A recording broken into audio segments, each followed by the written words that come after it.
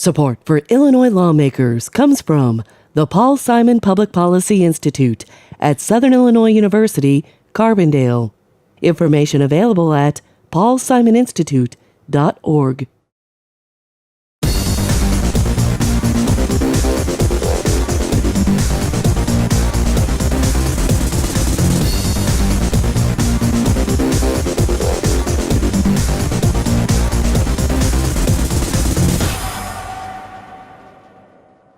Less than a week away from the General Assembly's scheduled May 31st adjournment time, and the Democrats and Republicans are still deadlocked on the budget. Hello, welcome to Illinois Lawmakers. I'm Jak Tichenor, along with Amanda Vinicky of Chicago Tonight on WTTW. There's been a vote in the Senate on the budget. They've passed a budget over to the House, but the Republicans say it's not going anywhere because it doesn't have property tax and a lot of other things they want on it. Well, here's the thing. It could still have property tax freeze be included in part of this package. There's time for that. What was the grand bargain, everything had been linked together. No longer so. It's all been decoupled. So there is time. It just appears that a property tax freeze, or at least how long that should be, is the issue between Governor Rauner and Democrats. The governor saying he wants 4 years. The Democrats saying that they tried to do a 2-year freeze. Republicans voted against it because they said it wasn't long enough. I mean, you could think reasonable people would say, why don't you meet in the middle? Go 3 years. But there, of course, we're past the point of reason at this point in time. And 2 so years passed. 2 years passed, exactly. Yeah. 2.5 years, really, when you think back on it. But right. So that does appear to be the hold up right now. But I, in a sense, Jak, frankly think that that's giving it away too easily. We haven't had any sort of deal. There's still talks on workers' compensation. Right. Property taxes are linked to education funding, and we don't have a solid deal yet on that in the Illinois state capitol. So really, I think part of this is maybe the governor getting out in front on something that polls really well. Again, he is running for a re-election next year, and therefore he wants something that, especially if he ever is on the hook for signing any sort of tax increase into law, that would be easier to stomach if it comes with a lessening or a freeze of your very high property taxes in many places in Illinois. Well, we've both been around this place for some time, and it almost strikes me as that you're coming to, between the income tax increase and the idea of a property tax freeze, you're actually getting back an education spending reform for K through 12. You're actually kind of getting back to what was the old Senate Bill 750 a few years ago, a property tax freeze or cuts based coupled with an income tax increase. Oh yeah, even the Edgar days. All of this has been around for a while. As the governor frequently says, and he is accurate, this mess that Illinois is in now was not just created since Bruce Rauner became governor. This has been a long festering problem in terms of Illinois spending more than its budget can actually afford, people complaining about property taxes, school districts, particularly in really poor areas, having a tough time. So none of that is new. It's just that we've been able to shove it off for so long because people kind of tied some knots and kept it going. You can't do that anymore. We haven't had a budget. So things have, for sure, since Rauner became governor, ballooned with this, $14 billion bill backlog? Right. And so we're basically looking at the House is now taking up the budget bill that the Senate sent over here over the transom. Or vetting it, at least. I don't know if they're going to take it up or what they're going to do. They're looking at it. They're studying it behind closed doors. And we probably won't see any action on that till the weekend at the earliest. Correct. Which seems insane to people because then you're left with only Monday, Tuesday, and Wednesday before this is all supposed to be resolved. I think there is some question. Is May 31st actually a hard deadline because the new fiscal year doesn't actually start until July after? However, May 31st, the month of June, it's going to take a super majority to pass any sort of budget tax increase and have it take effect immediately. So it is tougher, but all along, you've seen Speaker Madigan here in this chamber saying that he wants a bipartisan deal. He's not going to have Democrats vote for a tax increase alone. Democrats did in the Senate, but that is pretty remarkable, frankly. It's a political dare. We shall see. Time is running out. It always seems to be running out. We'll see what happens. Amanda, thank you so much for your time. We appreciate it. As we said a little bit earlier, more on this week's Senate vote on the budget coming up in this edition of Illinois Lawmakers.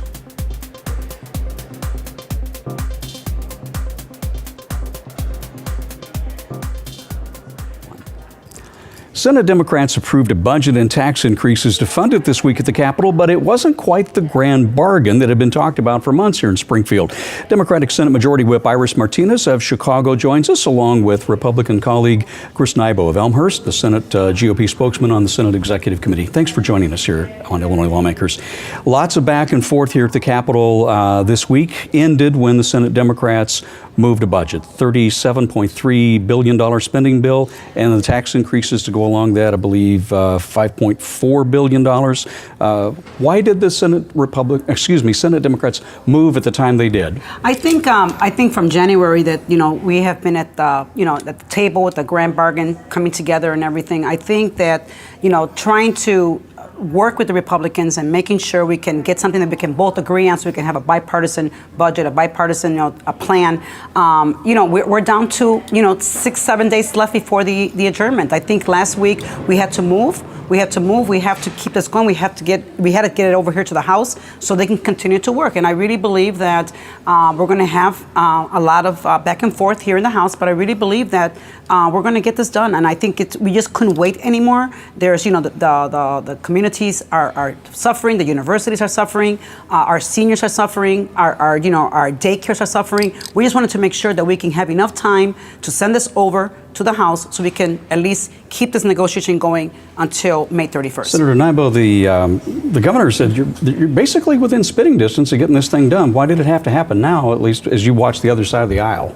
Well, that's my belief, Jack. I mean, we have made, in my opinion, a lot of progress, and I understand the desire of some to try to show some results at this point, and so I'm not going to criticize that, but I truly believe that it doesn't bring us any closer to getting this situation resolved, and I think that we can get it resolved. We still have 6 days left, but again, it's going to require people getting back to the table, not attempting to score any further political points, and really trying to figure out what we need to do to get this done. There's a lot of what's actually in the Democrats' bill that came out of parts that were already kind of negotiated through the Republicans. Absolutely. The income tax increase going up to 4.95%. It's one of the governor's numbers. And so, wasn't that also where Senator Brady was, who's kind of been heading the negotiations here recently?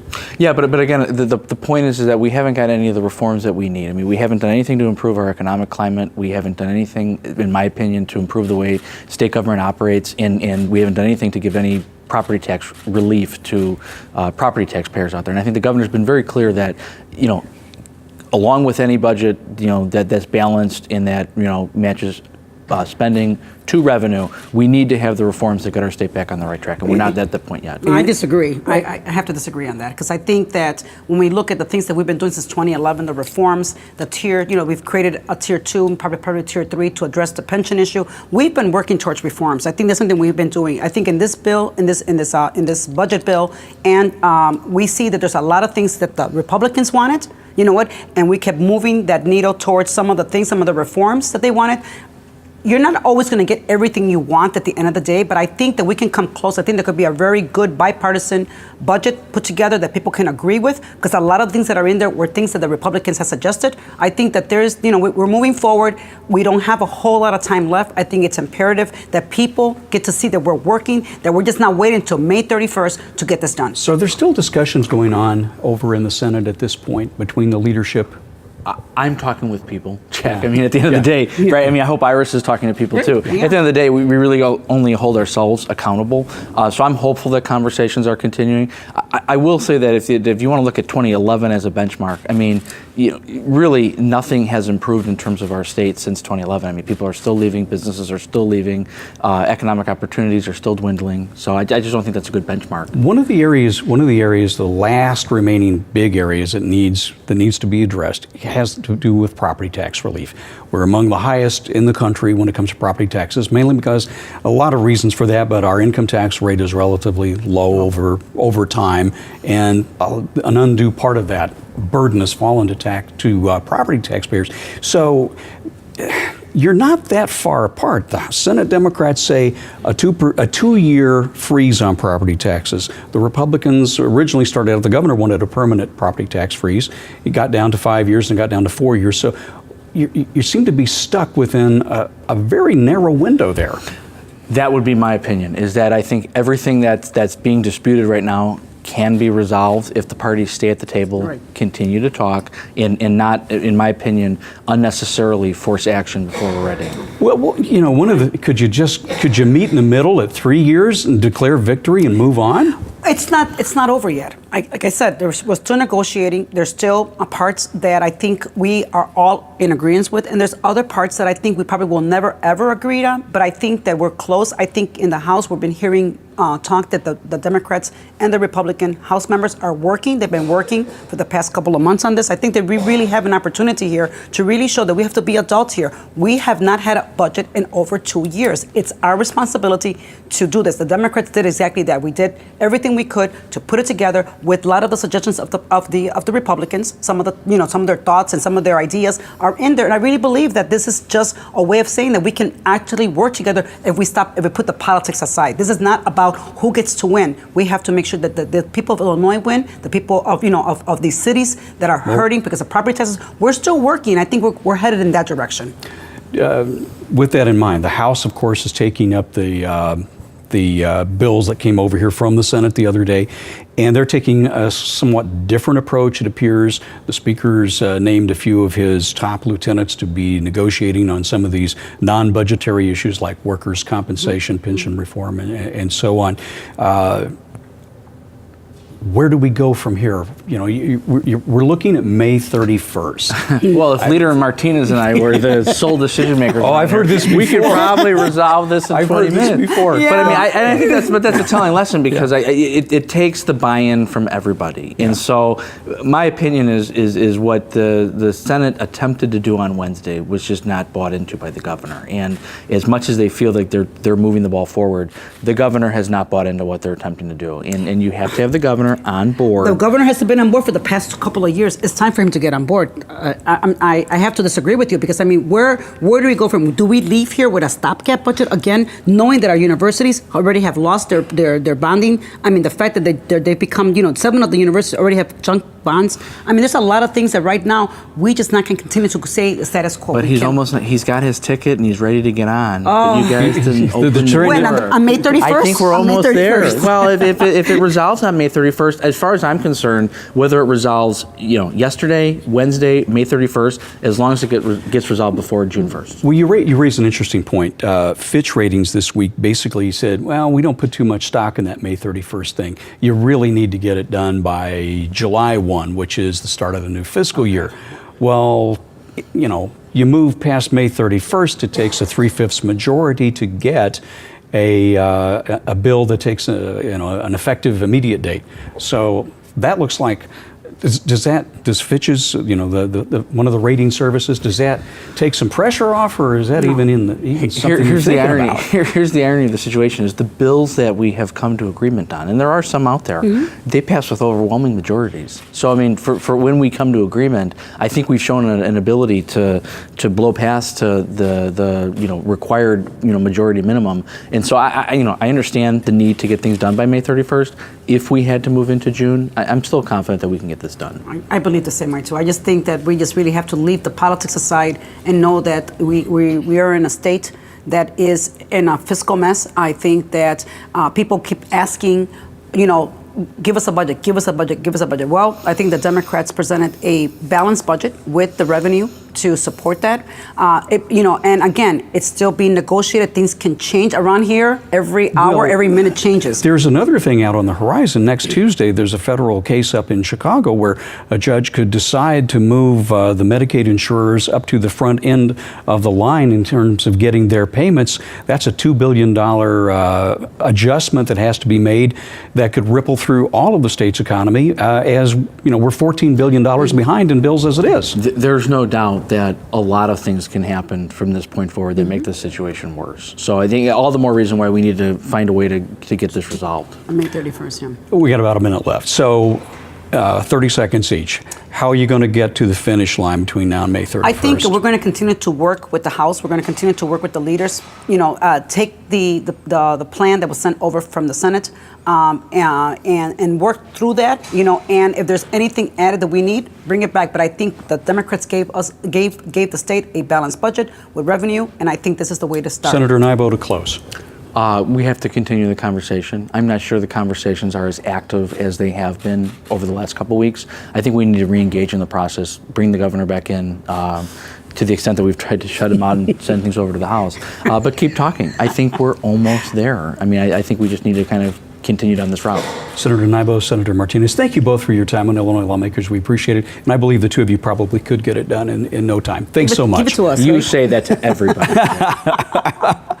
Illinois lawmakers remain divided, of course, on the budget, but they are making some progress in other areas, as our lawmakers have said. And one of those has to do with pension reform. That's up next.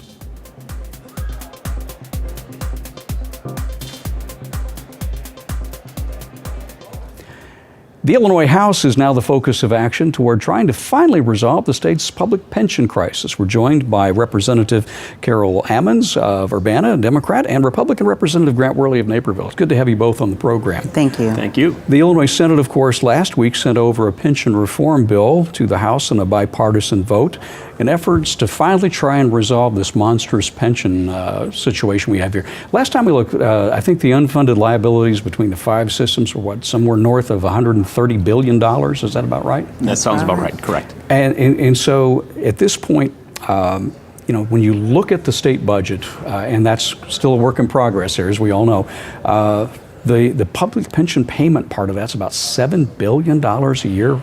$7.9 billion under the stopgap, and increasing in our next fiscal year to about $8.9 billion. So it's going up by another billion per year. It's over roughly a fourth of the budget that we have. Is the pension cost. Now, of course, we've heard that synonymous word, kicking the can down the road. Grant and I come along and we pick up the can, and now we have to deal with something that is certainly 40 years in the making.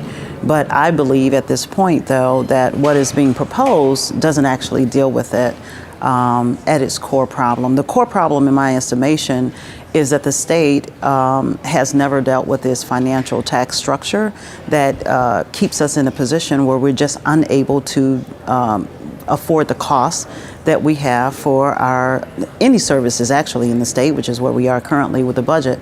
And so to provide what is considered a solution that doesn't provide a real solution for workers, I think that's problematic in this bill. And so in committee, of course, I stand in opposition to the bill for a couple reasons.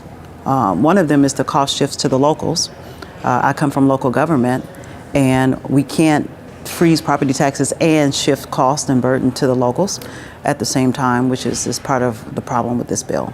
You're talking about the larger issue with the state's over-reliance on property taxes. Absolutely. As opposed to income taxes, service taxes. Other states tax, they Sure. have graduated income tax rates, Sure. so on and so forth. So she makes some good points about this is a larger systemic problem the state of Illinois It absolutely is, but the solution isn't just through the revenue side of things. I mean, when I hear, progressive income tax and things like that being talked about, we also have to look at things we can do on the reform side. Now, many are concerned that the proposals in front of us aren't constitutional. Well, I would just remind people that we have separation of government for a reason. That's the judicial branch doing its job. So to not look at things that we can do on the reform side by simply saying that it's not going to be found constitutional isn't how our system of government is set up. That's what they're supposed to be doing. And we need to find common ground in constitutional reforms that do bring down that pension ramp. In terms of the actual mechanics of what's over here now in committee as it's working its way now through the House, this is essentially a bill that started out with Senate President John Cullerton after Senate Bill 1 a few years ago, a different attempt at trying to finally crack this thing was found unconstitutional because it actually diminished benefits to people. And they said, the Supreme Court said, no, that's not constitutional, can't do that. So this is another way of trying to do this. This is based on consideration. Could you explain how that works, the consideration model? So the consideration model that's before us right now suggests that we are actually giving the employee an option to choose to not either take the CPI, which is the increase of the CPI at 3%, or any additional wages toward their retirement benefits. Now, the actual problem, and I know that my colleague really believes that we should, even if it's unconstitutional, we should pass something and let the courts figure it out, right? Which is what Senate Bill 1 was all about. I just disagree with that process. I agree with him in the regard that we need to do something else about pensions, but we really need to provide something that is I believe, constitutional, would stand the muster of the courts, as well as provide protections for workers in their retirement benefits. This choice option, I don't believe, does either one of those things, and that's why it's such a difficult thing to pass at this point. Representative, why do you think it would pass constitutional muster? There are some serious questions. There are about questions, that. and first off, I am not a lawyer by background, so I believe it would be found constitutional. It's a consideration, as you said. One of the largest drivers of our increasing pension liabilities is the COLA, the cost of living, at 3%. That goes up every year. It's compounded, and if we don't get that under control, the balloon only gets bigger. It only gets worse. So if we can consider giving up that COLA for pensionable increases on salaries, as wages go up, that too is pensionable. That is something that works for both the employee and the employer. And the way this would work is basically consideration allows what we call a Tier 1 employee, the traditional state university or public employee pension plan, to choose between having future pay increases count toward their pensions while foregoing the 3% automatic CPI raises in their retirement benefits, or keeping pension raises, but then in the future they give up the increases that count toward retirement. Is that? That's what the bill. What's missing for me, though, in those two options is that the third option isn't there. So employees who really feel that they don't want either one of those aren't given consideration. Right, so you're taking away, you are diminishing their benefits ultimately by forcing them into these two options that perhaps they don't want either of those options. That's what is missing currently in the bill. The other thing that's really missing in this is as you go through this process, there's no actuarial science that says this is going to save us a whole lot of money that we can look at right now.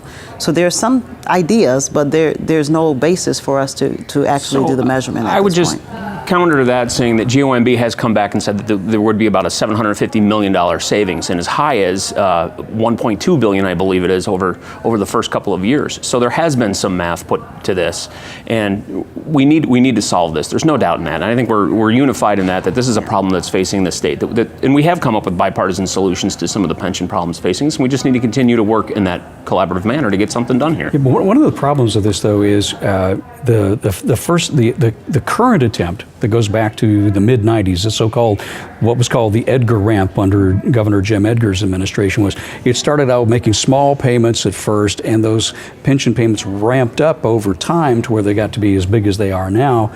And there were the Democrats who were in power back a few years ago basically said we can skip some pension payments, we can take some holidays. Republicans did the same thing too. So there's, as you said earlier, there's a timeline. As you said a little earlier, that happened 20, 30 years That's ago, right. and now you're here trying to fix this thing. That's right. That's right. I mean, there is a timeline that suggests that there's plenty of blame to go around when it comes to the pensions, including employees who may have negotiated their salaries as opposed to the pension payment.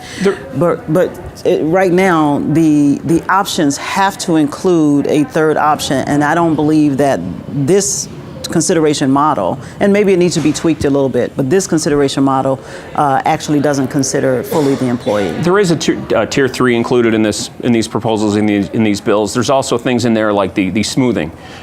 Instead of having a 1 or 2 year spike, it allows actuarially to smooth it over 5 years. And that's something that as we implement changes, we need to be cognizant of, that it's the spikes and the dips that are killing us, and primarily in pensions, it's the spikes.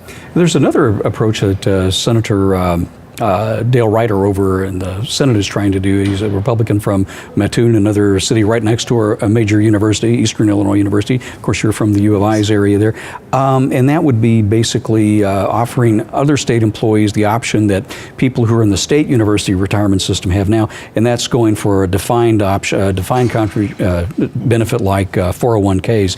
Is that something that appeals to you as well? Or? Yeah, well, CSRS already has that as an option, right? So there is already a defined benefits plan that CSRS offers, which actually is doing fine. Now, I could probably imagine, if I looked at the stats, that most state employees don't choose that as their option. Why? Because they're concerned ultimately about the amount of money available and what's being put in for their retirement ultimately.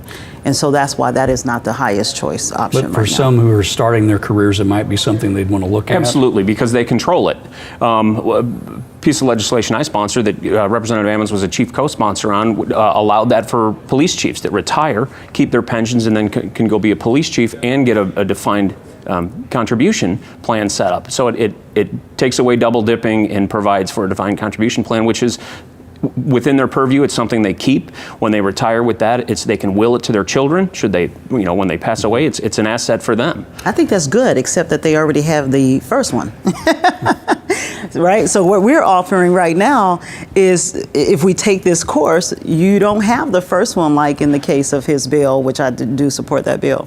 Would it be fair to say that this is going to continue to be a work in progress? There might be this tweak this year, following something like the Senate's approach that came across on a bipartisan vote, and then following up with some of the ideas that you've had, that you both have. Absolutely, which is why, saying that it's not constitutional, it may or may not be. There are scholars on both sides of the issue that say things are and aren't. We need to continue to try and get those things in front of the courts to determine what our path is to get to a pension solution.